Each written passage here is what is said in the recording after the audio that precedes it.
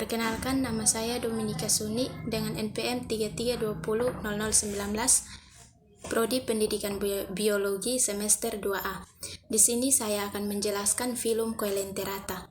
Jadi baik, yang pertama, pengertian dari Coelenterata. Coelenterata berasal dari bahasa Yunani, yaitu koilos yang berarti rongga dan enteron yang berarti perut. Jadi Coelenterata adalah hewan yang ususnya berongga. Yang berikut ciri-ciri Coelenterata.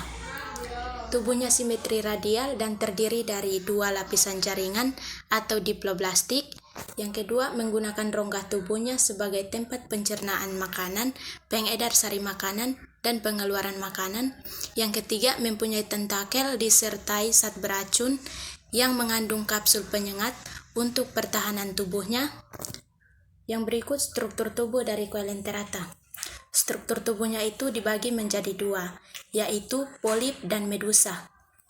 Polip itu berbentuk silinder dengan bagian mulut oral yang menghadap tentakel, menghadap ke atas, dan lainnya aboral, yaitu melekat pada substrat yang memiliki lapisan mesoglea tipis. Yang kedua, medusa. Berbentuk lonceng atau payung dengan bagian cekung menghadap ke atas dan mulut terletak di bagian tengah cembung yang menghadap ke bawah dengan mesoglea tipis. Yang berikut habitat dari Coelenterata. Coelenterata hidup bebas secara heterotrof dengan memangsa plankton dan hewan kecil di air, baik di air laut maupun di air tawar. Yang berikut reproduksi Coelenterata. Coelenterata bereproduksi secara generatif atau seksual dan vegetatif atau aseksual. Reproduksi generatif terjadi dengan peleburan antara sel kelamin jantan atau sperma dan sel telur atau ovum. Reproduksi vegetatif terjadi melalui pembentukan tunas. Apabila tunas tersebut lepas dari induknya, maka akan tumbuh menjadi individu baru. Dan pembentukan tunas selalu terjadi pada Coelenterata yang berbentuk polip. Yang berikut masuk pada klasifikasi Coelenterata. Coelenterata diklasifikasikan menjadi 4 kelas, yaitu kelas Hydrozoa, kelas Scyphozoa, kelas Cubozoa, dan kelas Anthozoa. Yang pertama, kelas Hydrozoa. Kelas Hydrozoa itu sebagian besar berbentuk polip dan hidup di perairan laut. Dapat berkembang biak dengan seksual maupun aseksual. Sebagian besar merupakan hemoprodit. Contohnya itu pada hidra hijau dan hidra coklat. Yang kedua, kelas Scyphozoa. Bentuk tubuhnya menyerupai mangkuk atau cawan, sehingga biasa disebut dengan ubur-ubur mangkuk. Hidup dengan dua bentuk, yaitu medusa dan polip, namun bentuk medusanya lebih mendominasi. Memiliki kelenjar kelamin atau gonad yang terdapat dalam kantung-kantung ruang gastricum. Hidup di perairan laut, contohnya pada Aurelia aurita. Yang ketiga, kelas Cubozoa. Medusa berbentuk persegi dengan 4 sisi datar dan memiliki velum. Ubur-ubur kotak memiliki medusa yang berbentuk kubus. Yang keempat, kelas Anthozoa. Bentuk tubuhnya menyerupai bunga, memiliki tentakel di sekitar mulut dalam jumlah yang banyak. Mulutnya memanjang dan bermuara di tabung, yaitu stomedeum. Pembentukan dengan bentuk polip. Pembentukan anemon laut atau terumbu karang. Hidup dengan bentuk polip. Bentuk polip dari koral yang mengekskresikan kalsium karbonat di sekitar tubuhnya. Lalu koral berukuran kecil, berkoloni, dan bervariasi dalam warna serta bentuk. Beberapa jenis koral bersimbiosis mutualisme dengan dinoflagellata. Yang berikut sistem pencernaan Coelenterata.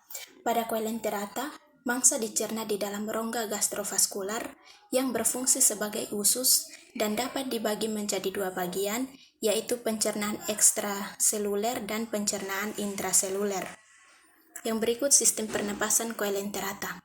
Untuk melakukan pernapasan, Coelenterata mengandalkan proses difusi oksigen di lingkungannya melalui permukaan tubuhnya.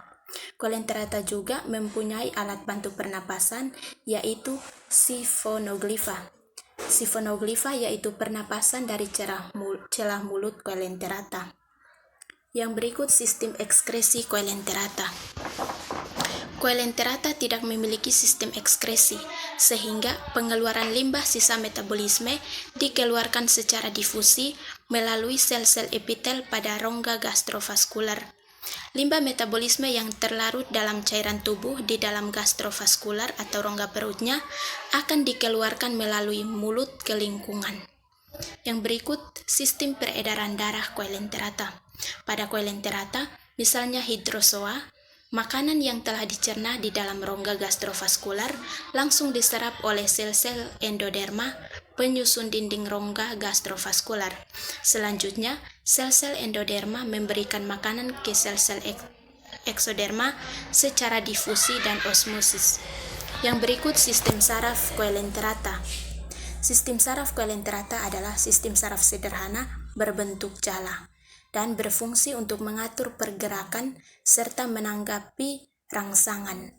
Pusat dari sistem saraf adalah rongga mesoglea. Yang berikut peran dan manfaat dari coelenterata. Manfaat coelenterata bagi manusia itu, yang pertama, bahan pembuatan agar-agar, yang kedua, bahan baku industri kosmetik, yang ketiga, cendera mata atau hiasan, yang keempat, koralnya dapat dijadikan sebagai bahan bangunan. Yang berikut peran ekologis coelenterata.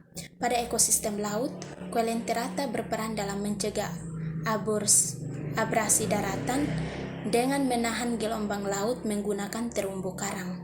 Yang kedua, dalam perairan berperan sebagai plankton.